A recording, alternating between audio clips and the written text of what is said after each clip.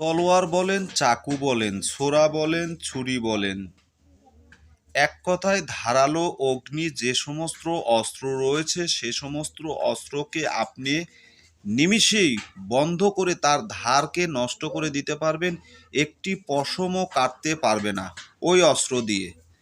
সেটা যতই ধারালো অস্ত্র হোক, চাকু হোক, ছোরা হোক, ড্যাগার হোক, তরোয়াল হোক, চাইনিজ কুড়াল হোক, পাতি হোক, ইস্পাতের যত অগ্নি অস্ত্র রয়েছে সমস্ত অস্ত্রর ধার নিমিষেই বন্ধ করে দিতে পারবেন, সেটাকে অকেজো করে দিতে পারবেন।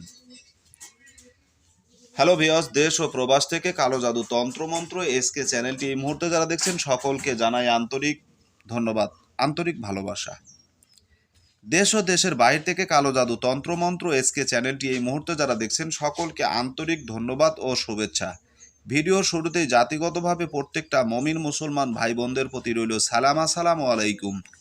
হিন্দু দাদা দিদির প্রতি আদাব, অন্যান্য সকল ধর্মের প্রতি রইল আন্তরিক ভালোবাসা, আন্তরিক অভিনন্দন। তো আপনাদের সামনে আজকে যে বিষয়টা নিয়ে কথা বলবো, এটা তরোয়াল বন্ধ করার একটি মন্ত্র। আপনারা হয়তো নিশ্চয়ই জেনে থাকবেন, হাটে বাজারে রাস্তাঘাটে বিভিন্ন সময় ম্যাজিশিয়ানরা ম্যাজিক দেখায়, জাদু খেলা দেখায়।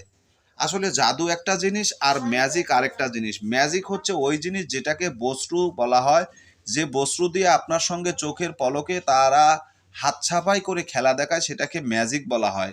আর জাদু হচ্ছে ওই জিনিস যেটা অলৌকিক শক্তির ক্ষমতাধর, যেটা অবাস্তব জিনিসকে বাস্তবে রূপান্তরিত রূপ দেয়। ঠিক আছে? কল্পনাহীন, অকল্পনীয় একটা বিষয়কে কল্পনার সাগরে নিয়ে আসা হয়, সেটা হচ্ছে জাদু। অর্থাৎ যেটা আপনি কল্পনাও করছেন না সেটা করে দেখাচ্ছে, এটা জাদু। তো জাদু খেলা দেখানোর জন্য যে জাদুর যে ক্রিয়াগুলো রয়েছে সেখানে মন্ত্র প্রয়োগ করা হয়। আর ম্যাজিকের বেলায় শুধু হাত ছাপায় এবং মিশে ভুংভাং এবং যেটাকে ভঙ্গি বলা হয়, ঠিক আছে, রং ঢং করে আপনার চোখের আড়ালে যেটা করা হয় সেটাকে হাত ছাপাই বলা হয়। তো আজকে যে বিষয়টা নিয়ে কথা বলবো, এটা দিয়ে আপনি সরাসরি জাদু দেখাতে পারবেন। এই মন্ত্র দিয়ে আপনি জাদু দেখাতে পারবেন। আপনি বলবেন যে আমাকে একটা ধারালো চাকু দাও, ধারালো একটা ব্লেড দাও, বা ধারালো একটা অস্ত্র দাও। তার কাছ থেকে নেবেন, নেওয়ার পরে মন্ত্রটা মনে মনে পড়বেন, পড়ার পরে সেখানে ফুঁক দিবেন। ওই মন্ত্রপুত অস্ত্র দিয়ে একটা চুলও কাটতে পারবে না, একটা লোম কাটতে পারবে না, মাথার একটা চুল কাটা অসম্ভব হয়ে যাবে। তাহলে খেলাটা কেমন হবে? বিষয়টা খুবই গুরুত্বপূর্ণ, শিখে রাখেন, কাজে লাগবে। আসুন আমি আপনাদেরকে দেখাই। এটা হচ্ছে মন্ত্র, তরোয়াল বন্ধ মন্ত্র। ঠিক আছে, তরোয়াল বন্ধন মন্ত্র। এই যে মন্ত্রটা দেখতেছেন, এই মন্ত্রটা সামান্য এই কয় লাইন, 1 2 3 4 5 6, ঠিক আছে, 6 লাইনকে যদি একত্রিত করা যায় তাহলে এইরকম একটা লাইন হবে, ঠিক কিনা? মানে ছোট্ট একটা মন্ত্র মুখস্থ করে নেবেন, ছোট্ট একটা মন্ত্র মুখস্থ করে রেখে দেন, জীবনে কাজে আসবে আপনার। বলা তো যায় না আল্লাহ তাআলা কখন কাকে কোন বিপদের সম্মুখীন করে, বলা যায় না। হয়তো কখনো ডাকাত সন্ত্রাসীদের মুখোমুখি হয়েছেন, তার হাতে ধারালো অস্ত্র রয়েছে, আপনি নিরুপায়, আপনি একবারে অসহায়, নিরস্ত্র মানুষ আপনি, সে আপনাকে আঘাত করার জন্য চিন্তা ভাবনা করছেন, মনে মনে মন্ত্রটা লাগাই দেন।